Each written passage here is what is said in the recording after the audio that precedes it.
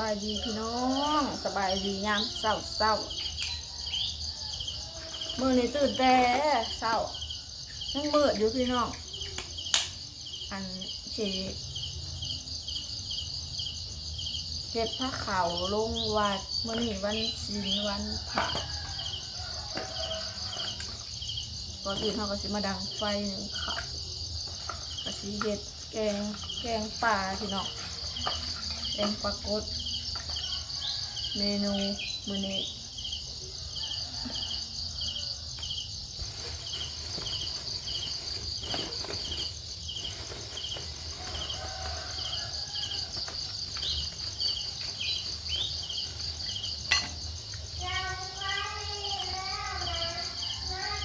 กูลังคนก็ตื่นเช้านำโอ้ยออกมาส่องเบิ่งดูมันแจ้งหรือมันมืดนี่มาเบิ่งดู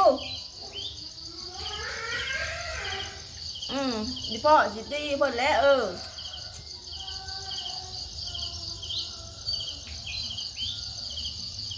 แม่ลูกเช้านางกับลูกเช้านำ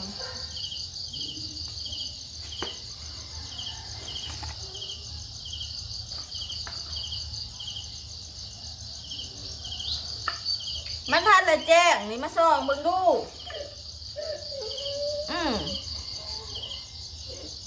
เป็นที่หายที่ห้องเฮ็ดหยังเนาะ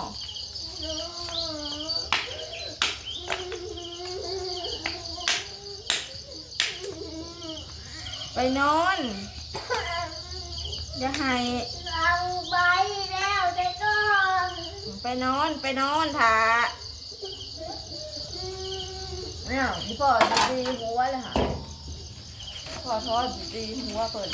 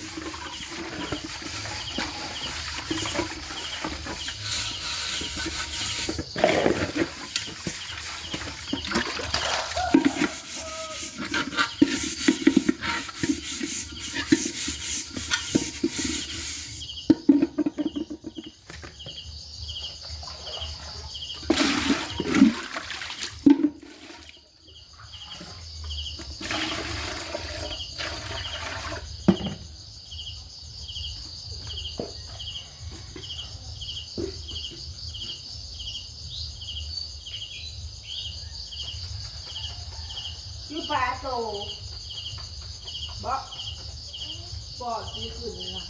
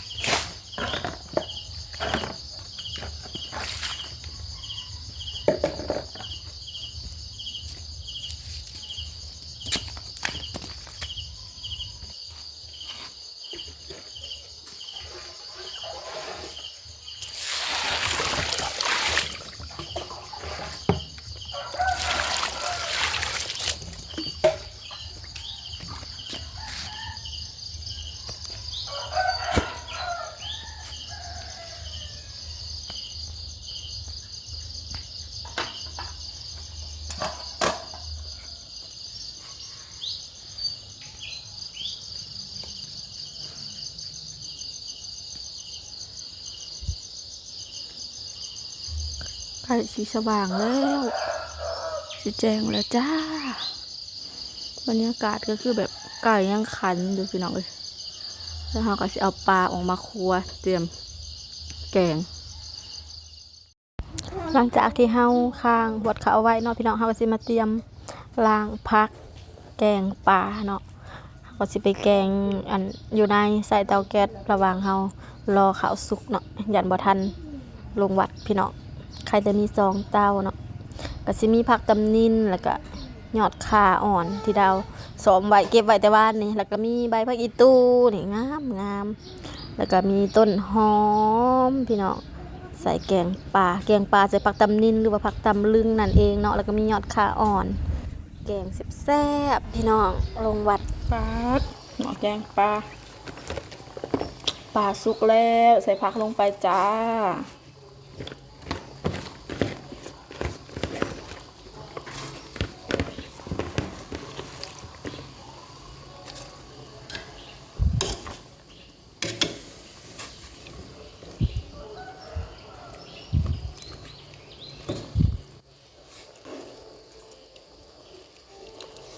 เดี๋ยวคอยใส่ผักนางตู่ลงไปทีหลัง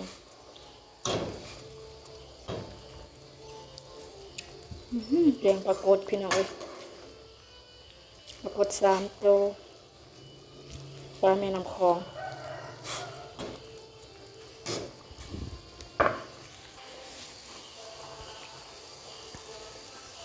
ใส่ต้นหอมครับ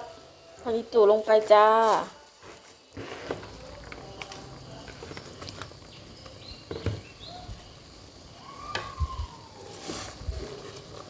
ถือเป็นอันสำเร็จแกงปลากดใส่พักพี่น้องใส่เลยตอนปลาติเห็นแต่พัก นี่